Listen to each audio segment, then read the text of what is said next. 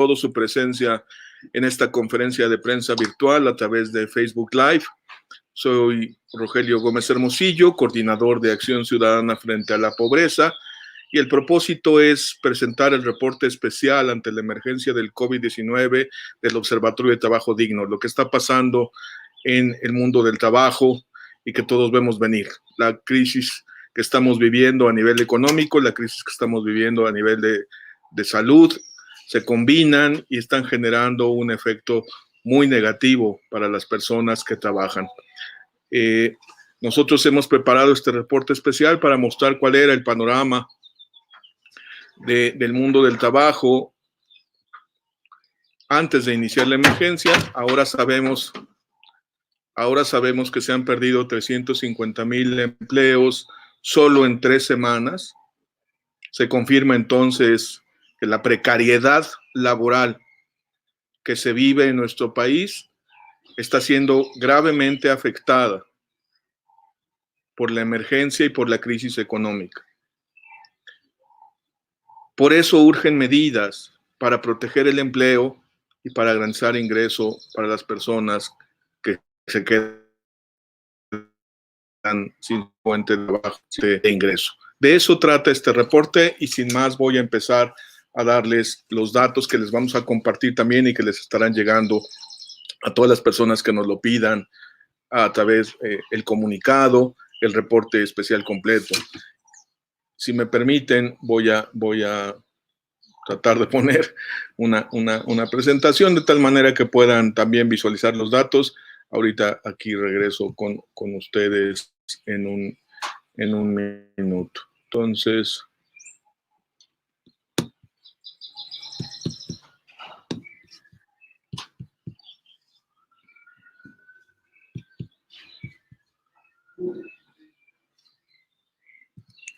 hay 32 millones de personas ocupadas, trabajando, y que no ganan lo suficiente para mantener a 2 personas, ellas y una más. De ellas, casi 19 millones son personas que tienen trabajo asalariado. 32 millones de personas que no solo viven al día,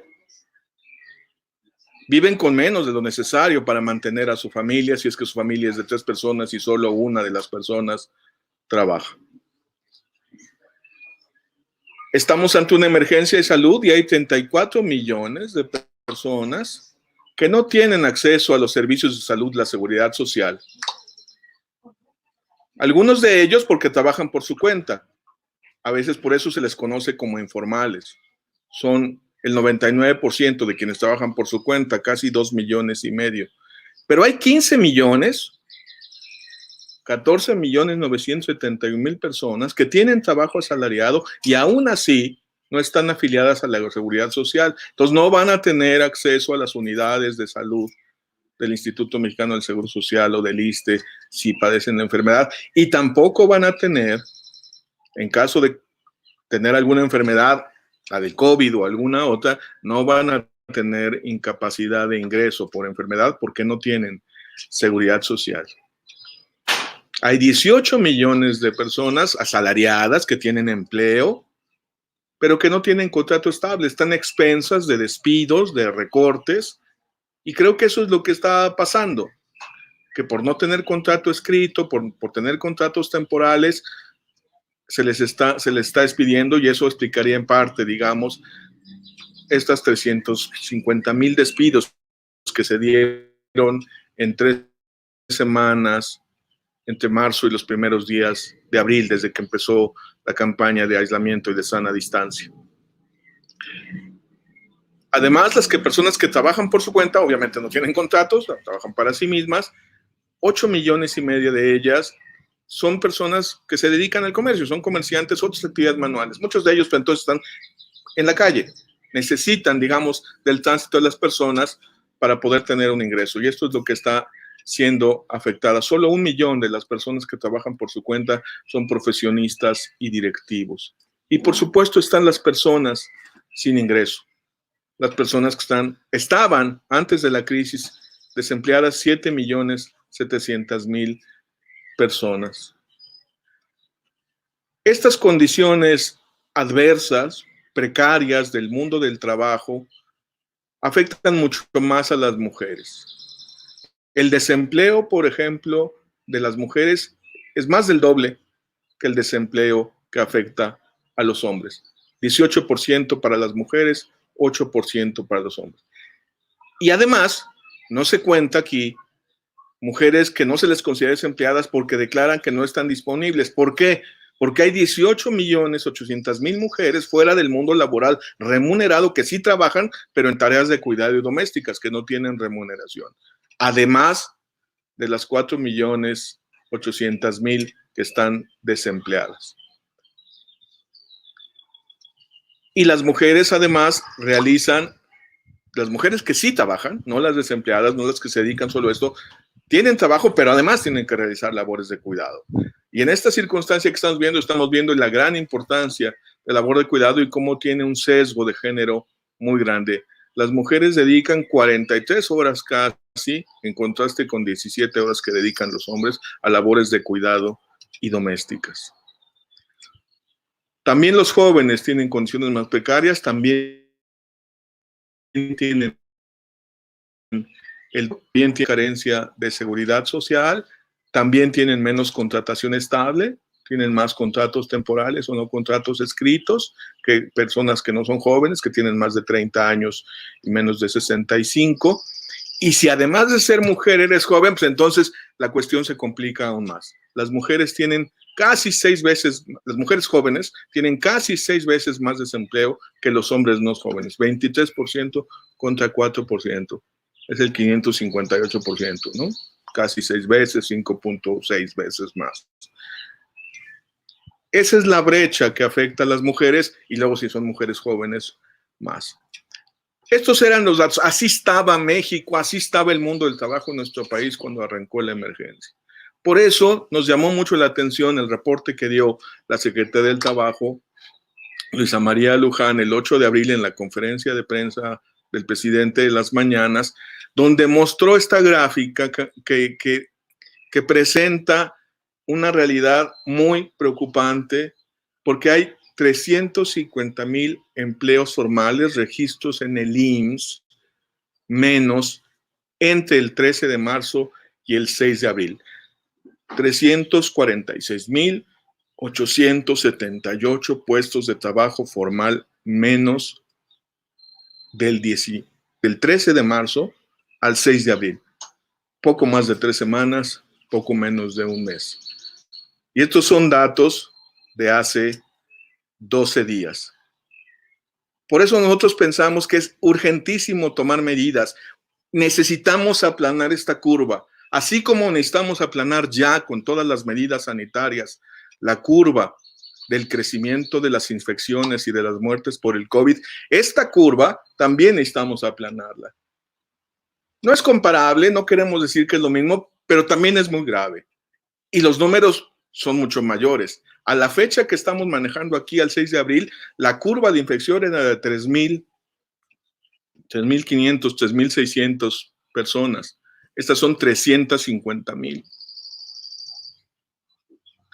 personas que perdieron su trabajo formal en el IMSS. Esta curva tiene que aplanarse, se tienen que tomar medidas. No se puede dejar, pues, a la gente simplemente que se vaya a la calle sin nada, porque entonces tampoco vamos a poder enfrentar la situación de aislamiento, tampoco vamos a poder asumir las medidas sanitarias. Entonces, lo que estamos proponiendo en Acción Ciudadana frente a la pobreza son básicamente 2 paquetes de medidas.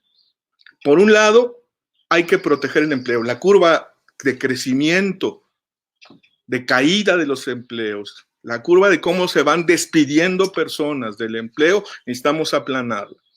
Necesitamos que baje, no podemos seguir haciendo, no se trata de apoyar a las empresas, se trata de apoyar el empleo, las personas que trabajan y que viven en su trabajo, porque sin eso ciertamente se incrementa la pobreza. Y por otro lado, hay mucha gente que trabaja por su cuenta, que ya estaba en una condición precaria, que estaba desempleada, etcétera, o que ya perdió el trabajo porque lamentablemente eso está sucediendo, que requiere una transferencia de ingreso y los programas sociales que hay en nuestro país no son suficientes para enfrentar la situación.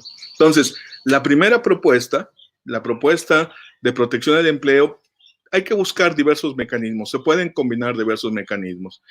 Y se trata sobre todo de hacer tiros de precisión. Ahí están los datos. Por ejemplo, se podría generar un subsidio a todas las empresas que vean reducidos sus ingresos. Pienso en la industria restaurantera, pienso en la industria hotelera, pero hay tantas que bajaron a casi cero sus ingresos y que si mantienen su nómina pueden recibir un subsidio para seguirla pagando. Los datos están ahí, están los datos de sus declaraciones al Instituto Mexicano del Seguro Social, al IMSS, están los datos de sus declaraciones de ingresos al SAT que se hacen mensualmente. Con eso se puede cuadrar la información y se les puede canalizar un subsidio a las que tengan caída de ingresos. Porque no a todas tienen caída de ingresos. Esos escopetazos de bajémosle la luz a todo mundo, que no pague el IMSS todo mundo. No todo mundo está detenido. La industria farmacéutica, los supermercados, me parece que no están teniendo caídas significativas, por lo menos, de ingresos. En cambio, hay otras que están casi en cero y que no van a poder sostener su planta productiva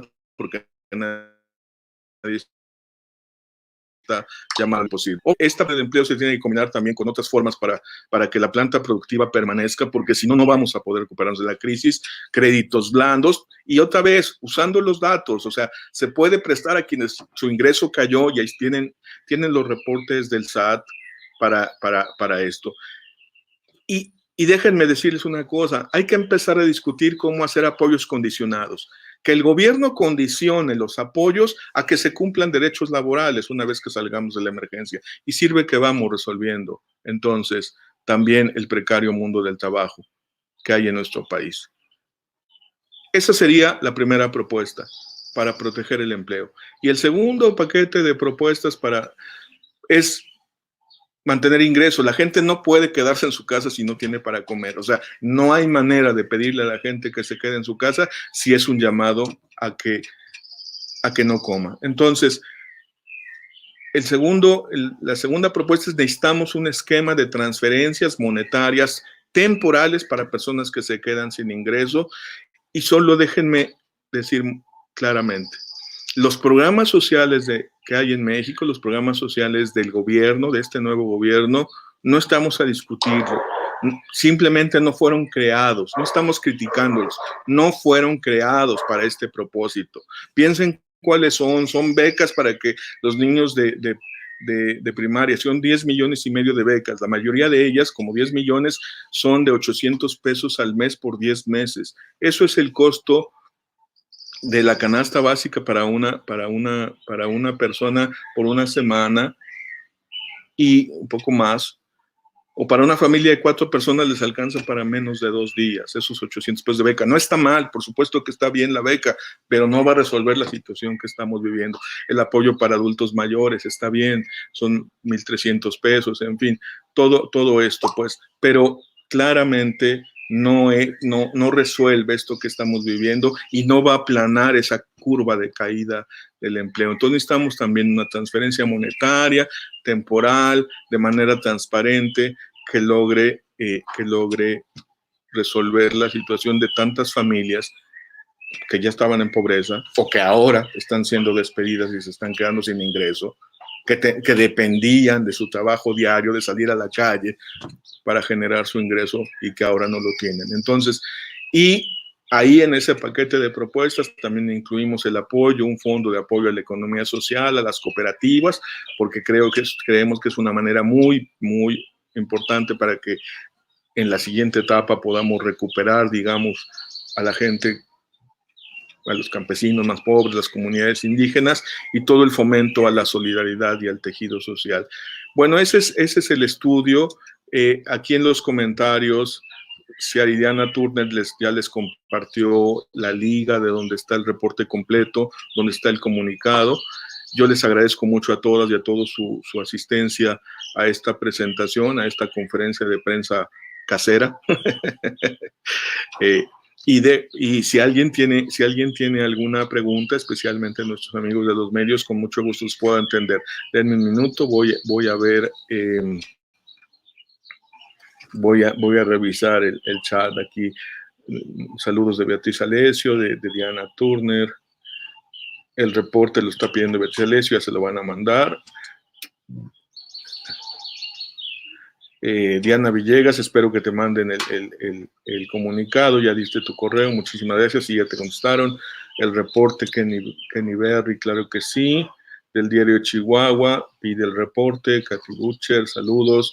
Reportera del IMER, Yosel Franco, mucho gusto, muchísimas gracias, ya se los están enviando y les están pasando la liga a nuestras compañeras Roselena y Diana, que pueden atender sus llamadas. Si alguien tiene una pregunta sobre lo que les he comentado, estoy a la orden, y quizá agrego una cosa más, nada más. Necesitamos estos datos. Los datos que dio la Secretaría del Trabajo son muy útiles. Necesitamos ver si la curva sigue subiendo o si la curva empieza a bajar. Los datos que ella presentó el día 8 de abril son súper útiles. Yo no diría que más importantes o tan importantes como los del COVID, no, pues no es comparable, pero es igual de importante. O sea, también es muy relevante ver esta situación. Solo refiere, nada más aclaro, solo refiere a trabajos formales, es decir, a registros ante el IMSS, pero nos da idea, porque si son 350 trabajos formales en 3 semanas, pues imagínense cómo afecta eso a quienes trabajaban por su cuenta, en fin, eso puede ser, digamos, la medida del reto. Entonces, el llamado a la Secretaría del Trabajo a que por lo menos, no sé, cada 15 días, cada semana pueda hacer esta presentación, también para ir viendo esta curva. Y ojalá la presente como la curva que presenta el subsecretario López-Gatell, porque es muy clara. Ahora ya todos entendemos cómo las curvas que suben, pues tenemos que primero aplanarlas para que luego bajen. Entonces necesitamos ver cómo se comporta la curva y tratar de llevarla a cero, porque esta curva sí se puede llevar a cero, que no se pierdan puestos de trabajo. Y el otro llamado, y yo les invito a los medios de comunicación que nos ayuden, es que se cancelaron todas las encuestas, entonces no vamos a tener encuesta nacional de ocupación y empleo justo para el trimestre abril, mayo y junio, el de la gran crisis en este mes que estamos viviendo, en donde sí se puede medir el ingreso, donde sí se puede medir no solo a quienes tienen trabajo y registro ante el IMSS, sino a quienes trabajan por su cuenta. Necesitamos esos datos. Bueno, María Fernanda Navarro dice: en la mañana el gobierno anunció el incremento de días de cuarentena hasta el 30 de mayo. Esto va a profundizar el programa laboral. Justo, el punto es este. Claro que necesitamos quedarnos en casa, eso no está discusión, las medidas sanitarias son claras, pero nadie puede ser llamado a lo imposible. Si no puedo tener la opción entre infectarme de COVID o morirme de hambre, esa alternativa no existe. Entonces se necesita un plan de emergencia, y nosotros entendemos que el sector empresarial está proponiendo, y lo que nosotros decimos es, pues hay que tomarles la palabra y hay que condicionar cualquier apoyo a que conserven la planta productiva, que conserven el empleo. El apoyo no es a los empresarios para sus privilegios, para sus viajes, ni pueden viajar.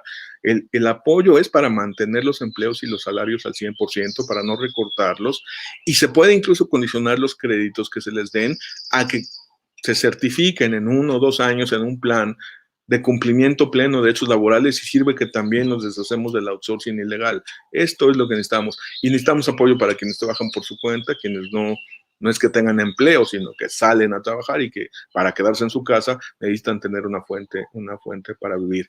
Gracias, María Fernanda, espero haber contestado. María Fernanda de Forbes, sí, espero haber contestado tu pregunta. Alex Romo pregunta: ¿y en qué porcentaje estiman que el desempleo y la pobreza pueden aumentar con esta crisis económica? Mira, yo creo que es pronto para hacer una previsión. Hay cálculos que dicen que si llegamos a bajar al 8%, la pobreza podría aumentar en 20 millones de personas más. Yo no me sentiría con los elementos suficientes. Lo que sí sé es que necesitamos que la crisis no sea tan profunda y que no sea empobrecedora. Y para que la crisis no sea tan empobrecedora, digo, un efecto sí va a tener, requerimos que la red de protección social se cree. La diferencia entre esta crisis y las crisis anteriores es que el gobierno sí crea el sistema de protección social para que los más afectados no sean los pobres. Nosotros estamos de acuerdo, primero los pobres, pero justo hay que hacerlo no con programas que fueron diseñados para otra cosa. E insisto, no es una crítica a esos programas. Esos programas tienen su objetivo. El Coneval debe evaluar si están funcionando bien o mal para su objetivo, para que los niños vayan a la escuela, ¿no? Para que los jóvenes tengan estas pasantías como aprendices en el trabajo.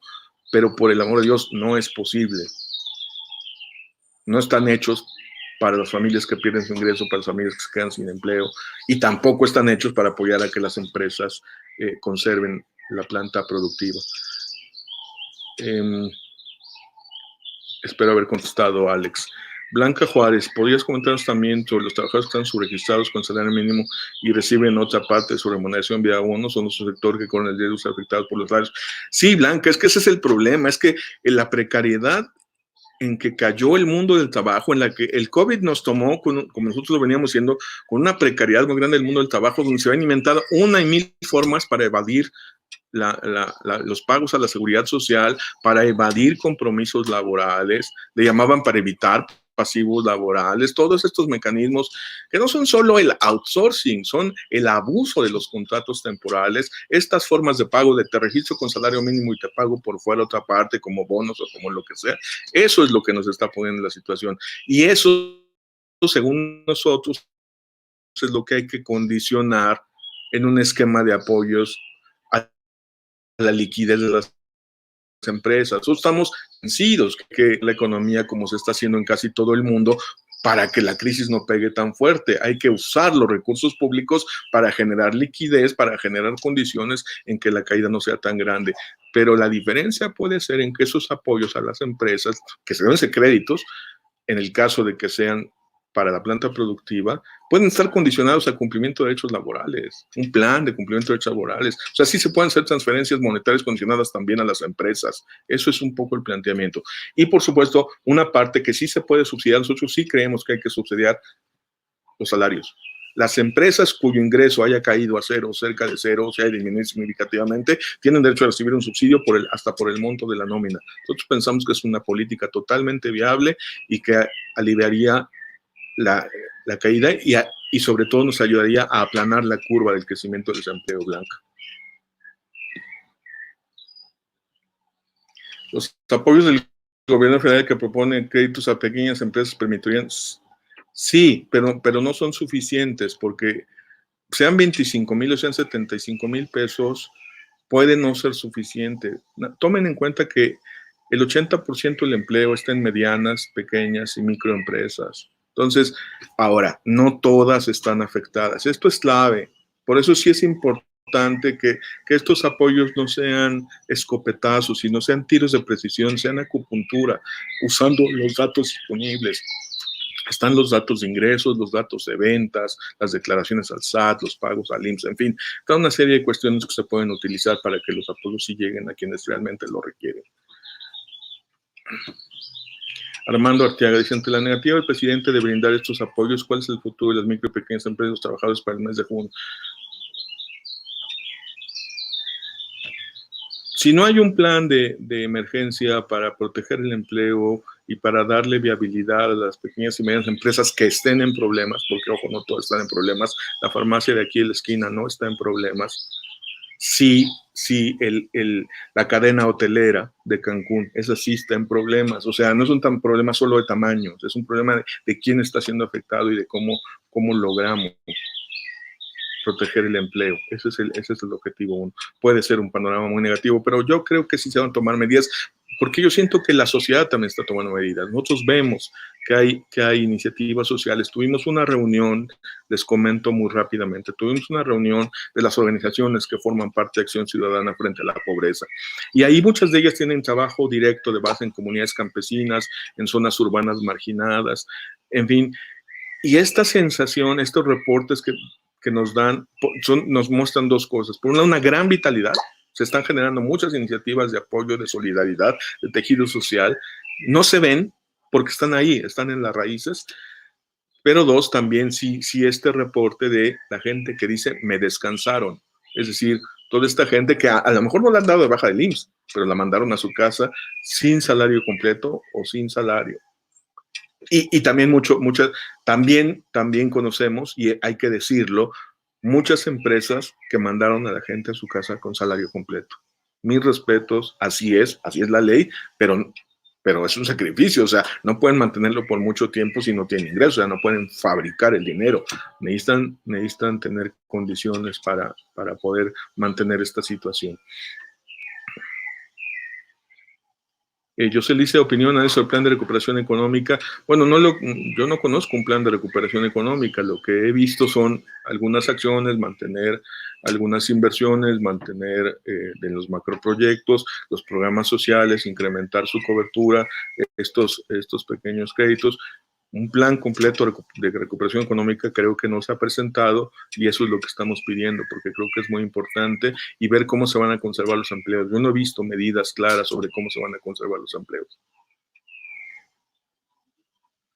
Miguel Luna, si es suficiente el apoyo de 25,000 pesos, ya la contesté. Puede ser en algunos casos y puede, por supuesto, no ser en algunos otros. Necesitamos tiros de precisión. El tiro de precisión tiene que ver quién recibe el apoyo, qué apoyo recibe y cómo se le da el apoyo. Entonces decimos, ¿quién recibe el apoyo? Quienes hayan perdido sus ingresos. Si es que estamos hablando de empresas, ¿no? ¿Qué apoyo reciben? Pues evidentemente, si es para mantener a la empresa funcionando, pues es crédito, blando, por supuesto. ¿De qué monto? Pues el que se requiera. Hay que ver cuáles eran sus ingresos antes, etcétera. Que define, más que estas cosas. Por ejemplo, cuando dicen que se subsidie la luz, ¿por qué a todos? O sea, ¿por qué? Aquí en mi caso, no necesitamos que subsidien la luz.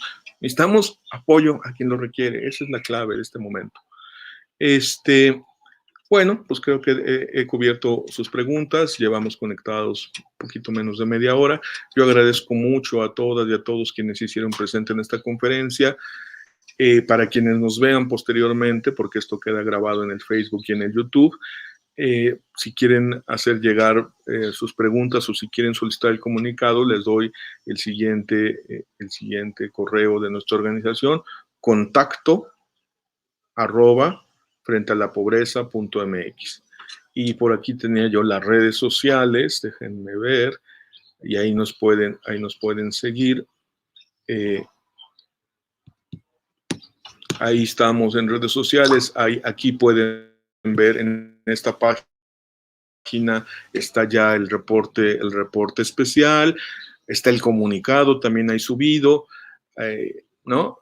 En nuestro Facebook, bueno, aquí nos están viendo en Facebook, entonces ya nos encontraron, nuestro Twitter Frente a Pobreza, esta conferencia también está disponible en el YouTube Acción Ciudadana Frente a la Pobreza y el correo que les acabo de dar, contacto frente a la pobreza.mx.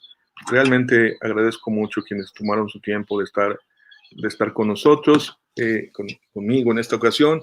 Agradezco a mis compañeras y compañeros del equipo de Acción Ciudadana Frente a la Pobreza que están cada uno en su casa, pero haciendo su tarea con esto, y a las compañeras de Libre Expresión, a Roselena, a Diana, a Majo, quienes pueden atenderles para preguntas, para el comunicado, para todo lo que se requiera. Yo me despido. Muchísimas gracias. Espero que el reporte les sirva y creo que debe quedar claro, nuestro ánimo es propositivo, creemos que tiene que tomarse medidas para proteger el empleo y para dar ingreso temporal a quienes pierden su fuente de trabajo. Esas dos cosas son ineludibles en esta situación y para la situación posterior, porque va a venir una etapa de crisis económica. Muchísimas gracias, muy buenos días, cuídense, quédense en casa y busquemos que haya un plan de emergencia para enfrentar la situación económica también. Muchísimas gracias.